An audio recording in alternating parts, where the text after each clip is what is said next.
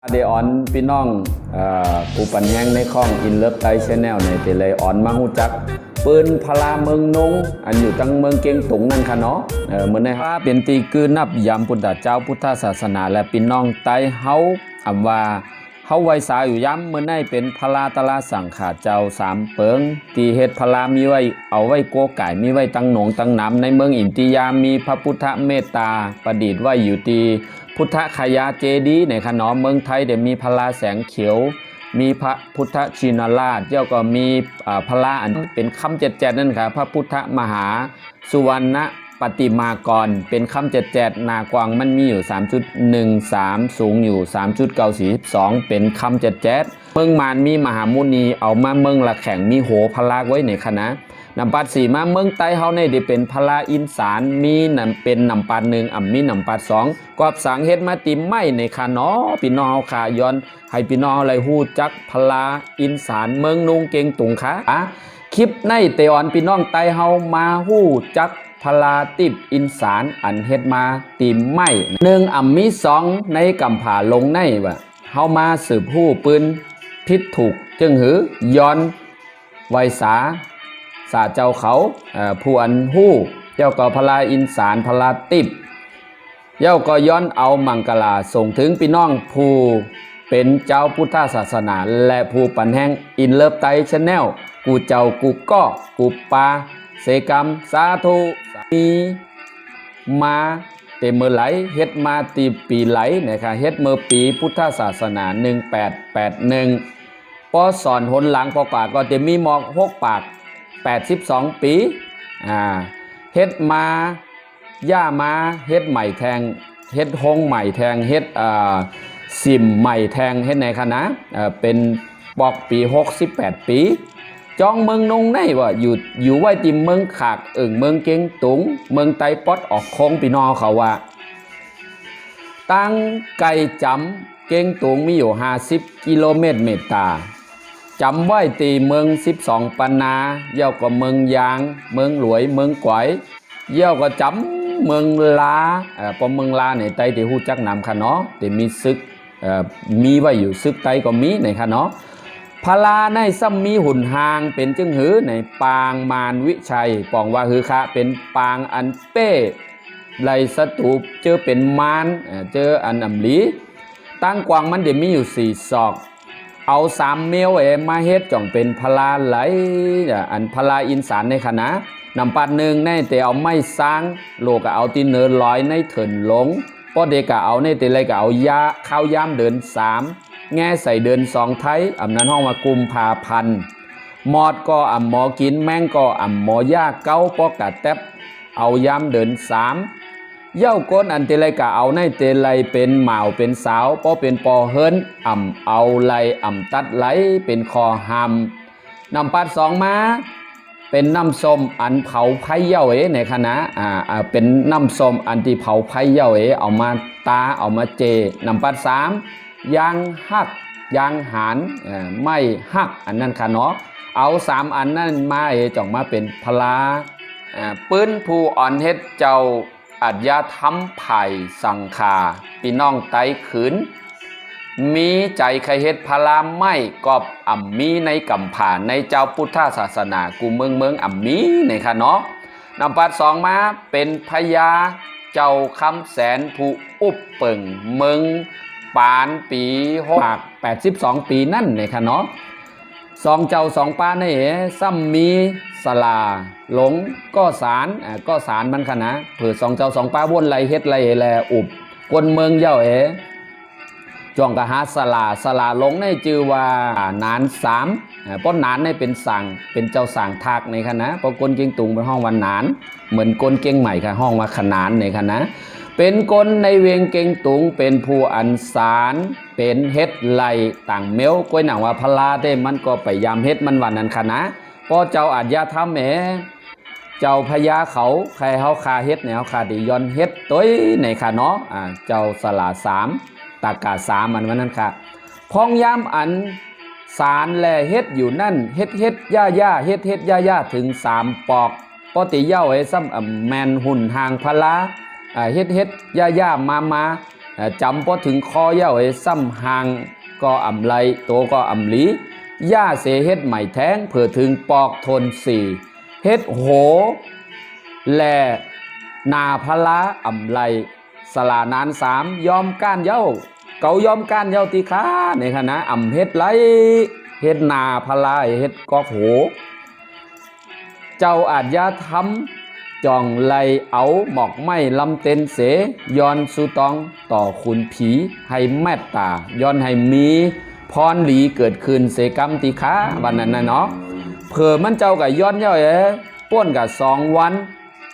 มีคนเท่าปู่นายก็หนึ่งอันอ่ำใจก้นในบ้านเมืองนุงเขานั่นไล่หาบปูไล่หาบปูมาในขณะหาบไม่ปูมาถามขายเย้านายปอนายคิงเท่านั่นก็ซ้ำขึ้นถามย้อนถามเขาว่าสูเฮ็ดสังอยู่ย้ำในก้นเมืองนุงแหล่สลา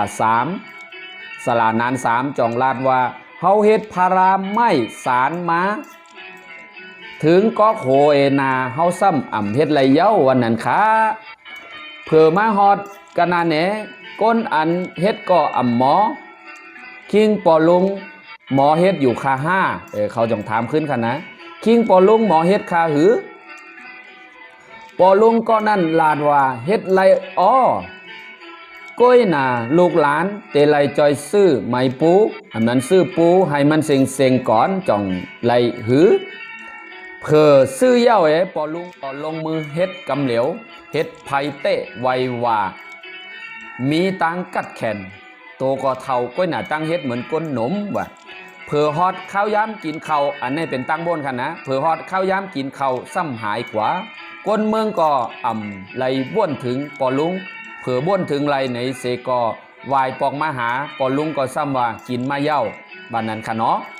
ข้าวยามเตนอนก็มีคนมานคนสนเขาห้องกับนอนจอมตีเฮินก็อ่ำย้อมกับนอนตีเฮินเปิ้นนอนตีจองวันนั้นค่ะตีอ่ำนอนก็ว่าคำนั่นตึงคำในไรเฮ็ดพลาตึงขึ้นเผื่อเมื่อผูกมาผ้าแจงวันใสเย้าในว่ามีคนเข้าให้กับหลูตีจ้องแลตีเอาเข้ากับปันปอลุงกินจ้อมเพื่อกะฮอดปอหันว่าปอลุงนั่นเฮ็ดเย้าพลาในว่ะปอลุงนั่นก็อยู่เย้าว่ะโตก็หายพลาก็เฮ็ดเย้าเจ้าพญาจ่องเป่าประกาศหาปอลุงก็อันมาเฮ็ดตีหายกว่ากูบานกูเมืองว่าก็อยู่ที่ไหลเป็นก้นกันไหลเป็นเมืองก้นเมืองไหลในก็มีไผไหลหูดจักปอลุงนั่นเสก็เสมานเสเมืองวันนั้นค่ะเมื่อเตเฮ็ดก็ก้นเมืองเต้ว่าไหลกะเอาไม้มาจักมาสารเย้ากำในซ้ำเตียวกะเจในน้ำบ้วนกันมาเตกะในแม่น้ำนงเฮ็ดหือนะเจนจ้าอูบกันเนี่ยจ่องว่าเมื่อไหลกำมันเตไหล8 กาจ่องเอามาเจไว้ในหนองจักไม่เย้าเอามาเจไว้ในหนองเผื่อเจเอาซ้ำมีน้ำแทบตัดกันมาเตเลยเฮ็ดหือเตเลยเอาก้นเมืองเปล่าให้ก้นบานนั่นมาจอยกันตักน้ำตีแม่น้ำนงมาใส่เผื่อว่าเอามาใส่ในก็ใส่ตึงวันก็พอถึงข้าวยามกลางคำก็หมอเต็มไหลทมลูบไม่ตอกอันจักไว้นั่นเสียอิดไหล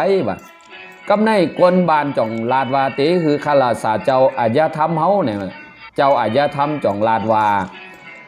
เป็นสังสู่อย่าไม่ใจละคำได้เต้น้ำมันเด็ดเต็มมาหังกล้วยเนี่ยว่านะในมือเตเฮ็ดมันก็มีตังหลีบ้วนจอมเอาค่ะเนาะมีตังกัดแขนมีตังอันโพดไหลในค่ะเนาะเผื่อว่าคำมาเย้าในกำในผลซ้ำอ่อนตกใสว่านะตกใสบนล้นหนองกันในคณะเย้าก็มีปลามีหอยมีกุ้งมีเหนียวมาอยู่จอมน้ำว่านั่นค่ะในหนองนั่นคณะกำในเจเย้าก็เอาออกมาเฮ็ด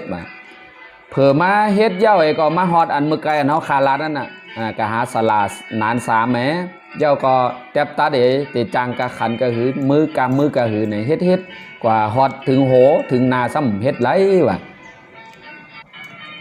กำในเผื่อมาเฮ็ดไรเย้าเนี่ย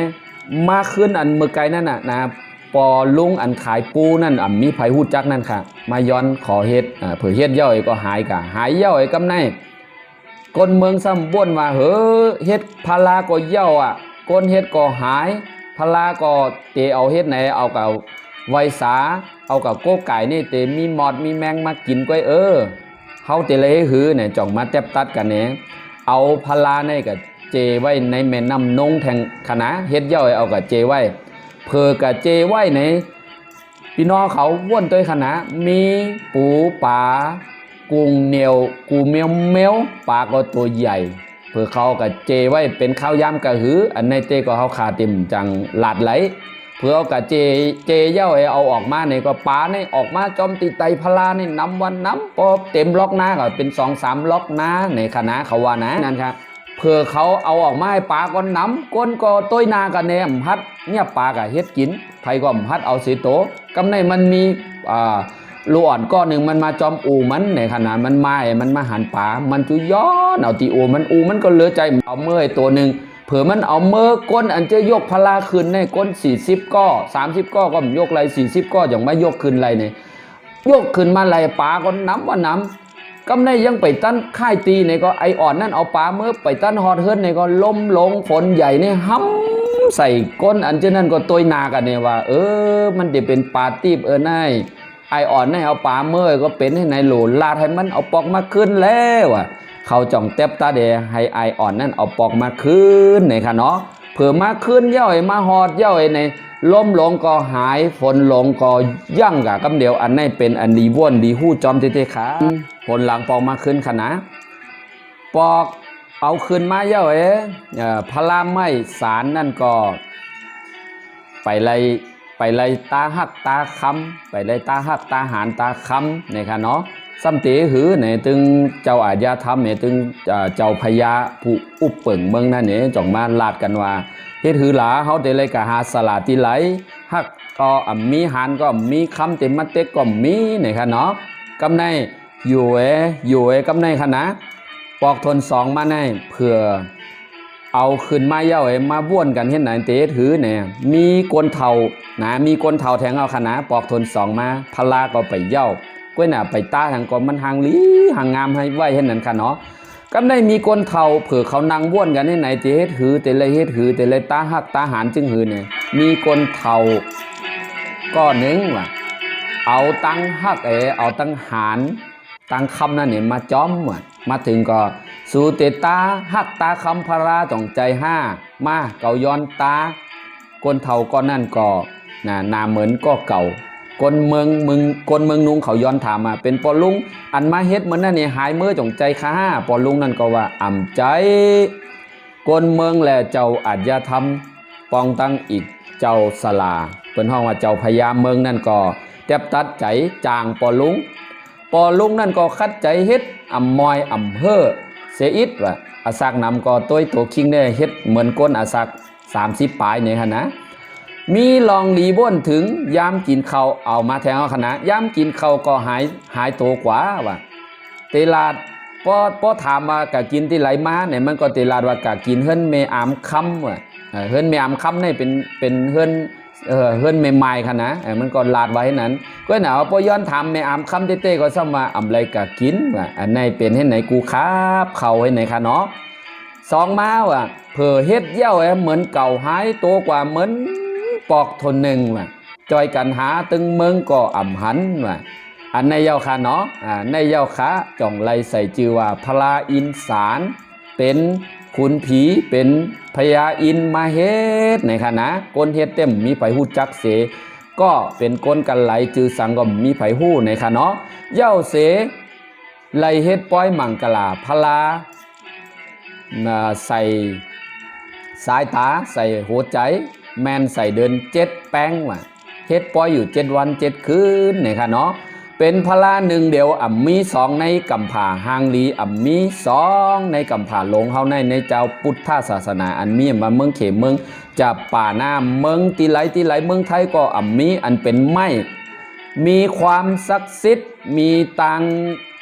ศักดิ์สิทธิ์หรือว่ามีความเป็นอันแค้มแลบนะมี2เป็น1ก้อยนะอยู่ไว้ที่วัดเมืองนุงเอิงเกงตุงปอดออกคง อ่อนกันกว่าไวสาเสปอกในว่ากัดป่านเฮายังมีลมถอยใจติไลอ่อนกันเมื่อค่ะเนาะย้อนเอามาส่งถึงให้พี่น้องเขาเลยฮู้จักพลาติบอินสารอันมีไว้อยู่ในเมืองไตป๊อดออกโค้งที่เมืองนงย้อนเอาตั้งเมตตาพลาเมืองนงส่งถึงพี่น้องผู้ปันแห้งอินเลิฟไตชาแนลให้หมากมีตัวตอนขึ้นใหญ่มีไปอยู่หลีมีเงินมีคำกล้าขายอ่องแมทกันเสกรรมตีคะย้อนใหม่สูงค่ะเนาะซับสไครปันเอ็นปันแห้งเสกรรมส่งแชร์ปันเสกรรมตีคะใหม่สูง